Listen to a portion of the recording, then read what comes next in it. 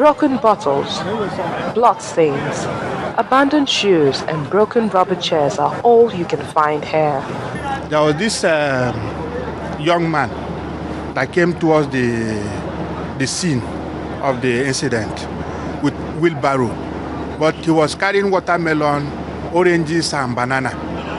So when this young man approached, people were asking him, people were trying to buy things from him. He refused to sell, but he continued roving around the area.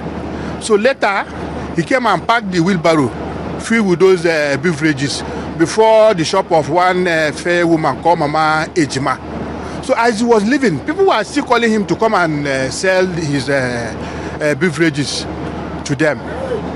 He didn't even listen to anybody. So within seconds of his departure, the whole place went up in flames, and the woman who had that small kiosk where he parked the wheelbarrow died instantly. Recalling the incident, President of the Ohanese Indigo, Mr. Tobias Idika, claims that about 45 people were killed. Our team arrived at the scene exactly 9:30, few seconds after the bomb explosion in New Road. That was in 38, 39, 40, 41 New Road. There was a church, Christ Salvation Church, that was bombed. They were in service at that evening. So we recorded 39 dead bodies because we were there when security forces were taken out. In fact, we collected the bags, the generators, Ohanese collected it and it's in our custody right now, and some handsets too. When we came to Enugu Road, we could see 6 dead bodies. Some has been taken away. So from our record, we have 45 for now. That figure appears to be a point of contention. The JTF and the police have conflicting figures. The Joint Task Force, in a press statement signed by its spokesperson, Captain Ikediji Iweha, says only 12 people were killed, but the public relations officer, Magaji Musa Majia, says 12 people were killed, 12 injured, and 19 vehicles were damaged. He insists it's possible the toll might still rise. Meanwhile, the Kano State Governor, Rabi Musa Kwankwaso, has led a delegation of government and security officials on a sympathy visit to victims of yesterday's bomb attacks in Sabongeri. The governor was accompanied on the visit by the Commander 3 Brigade of the Nigerian Army, Brigadier General Iyasu Abba, Commissioner of Police Musa Daura, State Director, Department of State Security, Mr. Basi Eteng, and other government officials. In the meantime, the federal government says dialogue with the terror group Boko Haram will continue despite yesterday's attack which claimed the lives of 45 people in Kano State. The chairman of the Presidential Committee on Dialogue and Peaceful Resolution of Security Challenges in the North tells journalists that his group has been given a 2-month extension by the president to accomplish its task. Mr. Tenimu Turaki blamed the Kano attack on a segment he described as fifth columnists who will do anything to scuttle the federal government's sincere efforts. There are people who are engaged in this thing on the basis of ideology, on the basis of dogma. There are some people who are doing it for economic benefit. There are people who are even fifth columnists, who, whatever you try to do, will make sure that you do not succeed. We appreciate that there are these various categories and dimensions into the issue of insurgency in this country. But what I need to say is that we are focused as a committee and we continue to do what we are doing, because nowhere in the whole of this world will you get a situation like we are having now and then you'll be able to solve it within a day. We are undeterred. We'll proceed with the discussions that we are having, and by the special grace of God and through the prayers of all peace-loving Nigerians, that we'll be able to conquer incidents like this. While the federal government continues with its dialogue, it's believed that inadequate intelligence has made the fight against insecurity in the country difficult for military operations.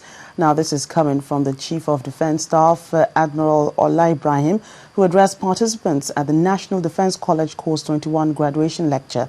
He said the evolving security challenges in Nigeria require new approaches to leadership in the military. top military officers and security chiefs at the National Defense College graduation lecture for participants of the college Course 21. Speaking on the topic, a new approach to leadership in the Nigerian Armed Forces, the Chief of Defense Staff listed several challenges inhibiting the military from tackling the security challenges in the country.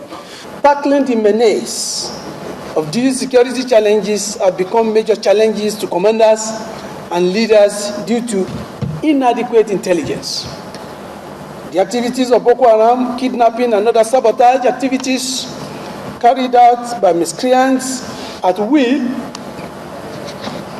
is of great concern to commanders.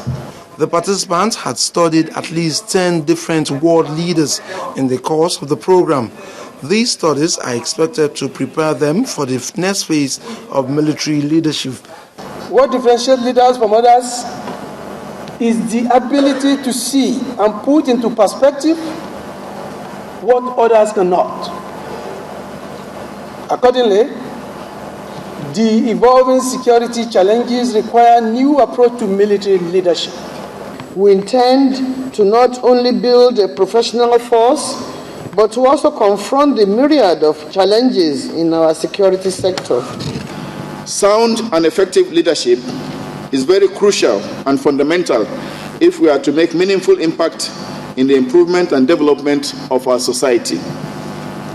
But we must know that imbibing the right leadership traits for positive change does not just come overnight.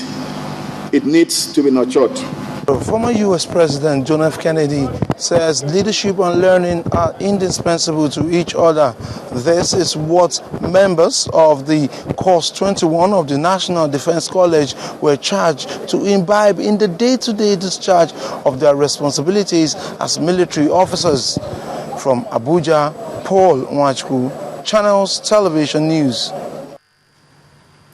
Still to come on News Track, some cheery news for electricity workers who have been disengaged. They should be receiving their severance benefits anytime this week. And the federal government is to review registration fees for new companies. Do join us again.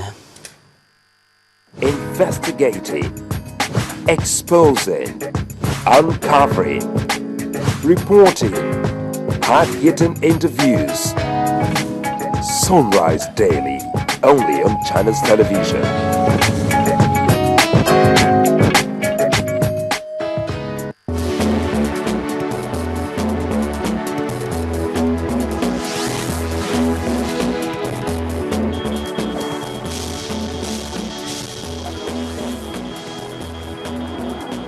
Welcome back. All our top stories and other programs can be found on our website, channelstv.com, and on youtube.com/channelsweb. And if you're on the go, visit m.channelstv.com to view us live on an iPad, iPhone, or BlackBerry. You could also download the Channels TV app for Android and Nokia 920 from their respective stores. Determined to remove Nigeria from the list of countries still having issues with the Financial Action Task Force, the federal government has constituted a committee to fast-track the process.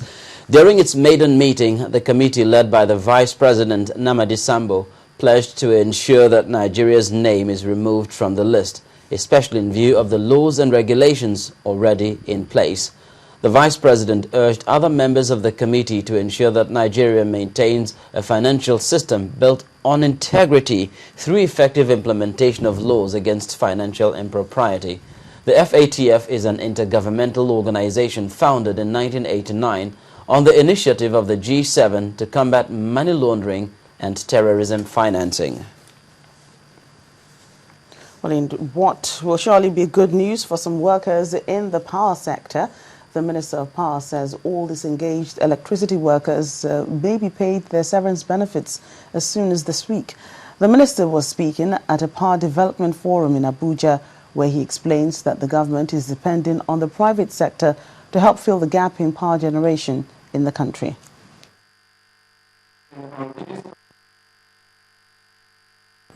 Special Intervention Fund for distribution of generation companies for operation and critical maintenance services to keep them afloat, and virtual settlement of the power holding company of Nigeria labor issues, the workers will soon get